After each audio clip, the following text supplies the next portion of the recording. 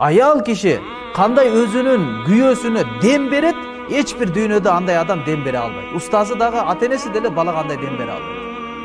Ayal kişi erkek kişini kanday çöktürüp jok kılıp beret, gündömünü jok kılat, hiçbir adam ayalday kılıp erkekti anday sındıra almaydı.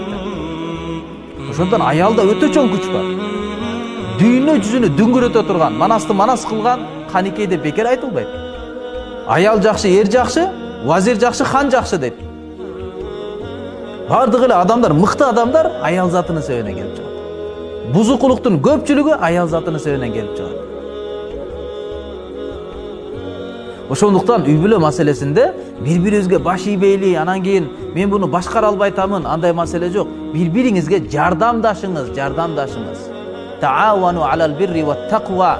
Жакшылыкта, такыбалыкта бири-бириңерге көмөктөшкүлө дейт Кур'ан-ы Каримде Аллах Таала.